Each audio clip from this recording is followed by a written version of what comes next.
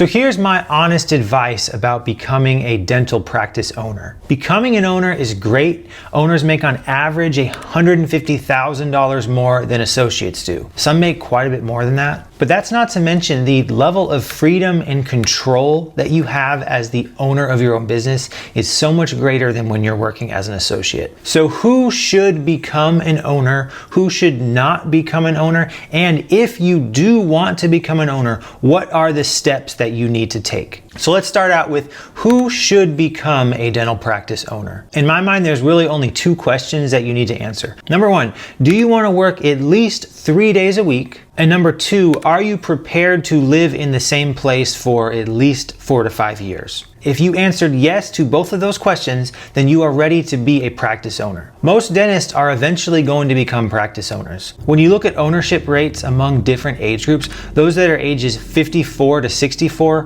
90% of those dentists own their own practice. If you are working as a dentist, it's almost guaranteed that you're going to be an owner eventually. Once you realize you can be making more money and be working fewer hours in order to make that money, why would you not become an owner? And that's what basically every dentist eventually finds out when they become owners. The question is, should you become an owner now or should you wait a few years and then become an owner? To me, the whole idea of you need a certain amount of experience. Oh, I'm not ready to be an owner because I don't have enough experience yet. To me, that just makes absolutely no sense. As a practice owner, you're going to be doing the exact same dentistry that you would be doing when you're working as an associate. The biggest difference is that when you're working as an associate, especially at a corporate office like Aspen, Heartland, or Pacific, you're going to be working a lot harder and seeing a lot more patients but making less money. So when you're working as an owner, in a lot of ways, it's easier than working as an associate because you are able to see fewer patients, and so you have more time in order to do the procedures. Spending more time working as an associate, working for someone else, is not going to give you the type of experience that you need in order to be the owner of a business. The only way to get the experience of running a business is to get started and become an owner. For the first year, maybe 2 years out of school, it can make sense to work as an associate while you're getting your speed up, you're saving up your emergency fund of about $50,000, and then buy a practice. It also is going to take you a little bit of time to find a practice, sometimes as much as 6, 12, 18 months to find the right practice to buy.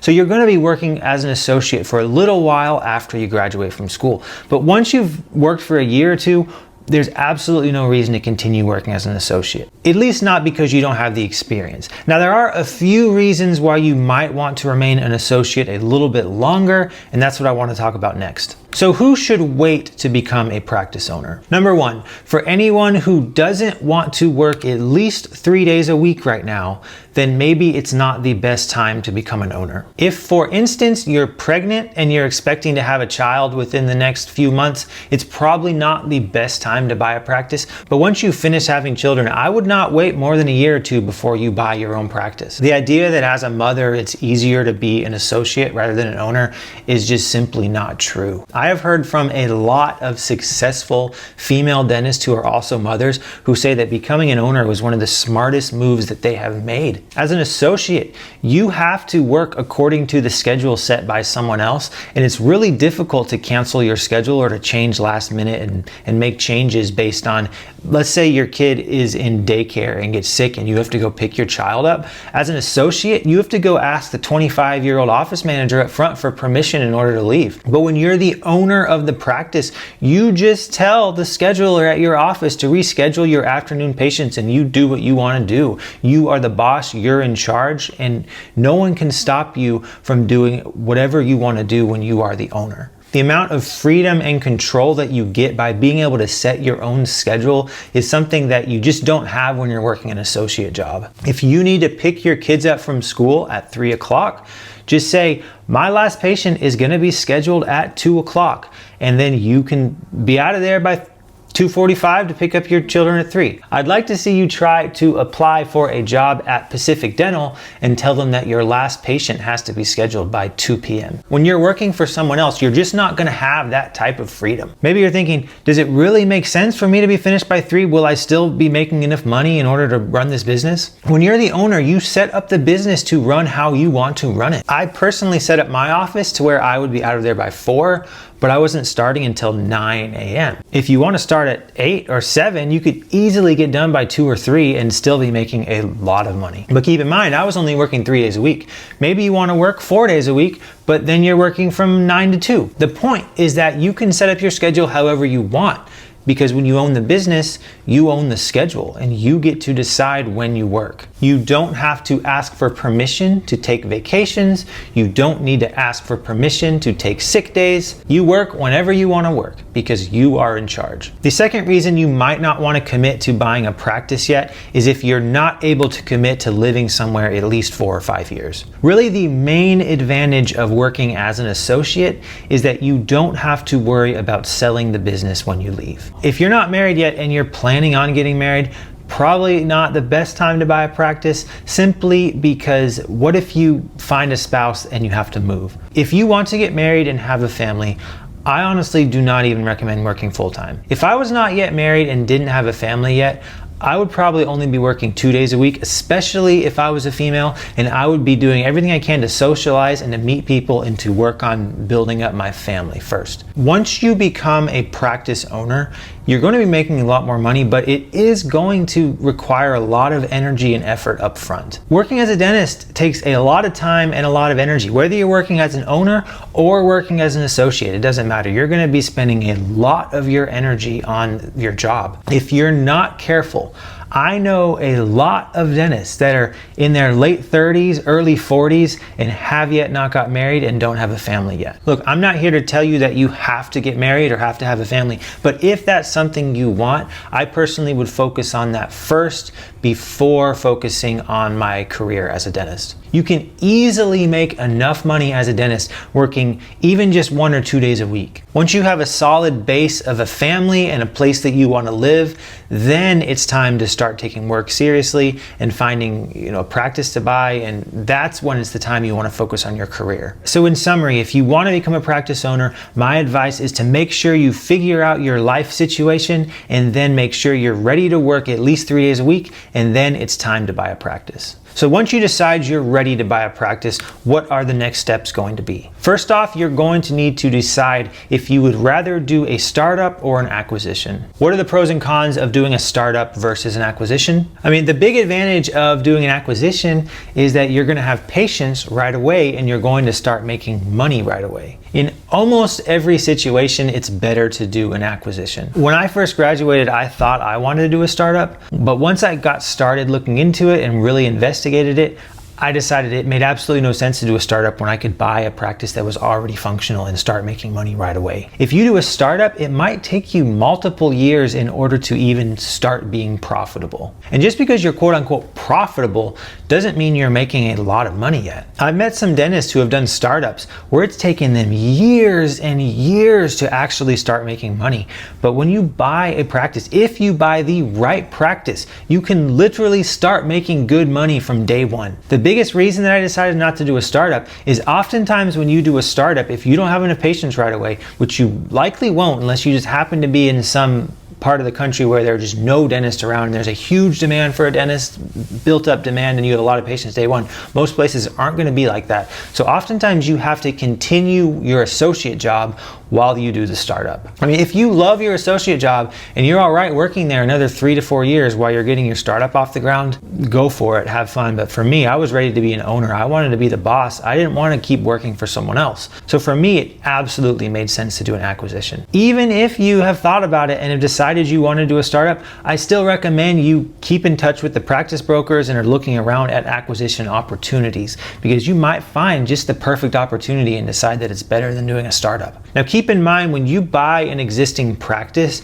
you have to find a practice to buy. And sometimes that can take as few as maybe 5 or 6 months, but sometimes it takes as much as 12 to 18 months to find the right practice to buy. So you want to get started right away. Even if you think you are not yet ready to become an owner, you should still start looking at practices. You might start today and it might take another 2 years to find the right practice. So if you wait until you're ready to become an owner, you wait until you are so sick of your associate job that you just want out and you're trying to find out how to become an owner, well then you don't have a practice to buy and you're gonna have to get started then, and you're gonna be stuck at that associate job for the next 12 months while you're looking for that practice to buy. If you are working at an associate job and you are happy working there, now is the time to start looking for a practice to buy, because I am almost willing to guarantee that 12 months from now you are no longer going to be happy working at that associate job. So you are going to be happy that you got started early looking for practices. Now during this time that you are looking for the right practice to buy,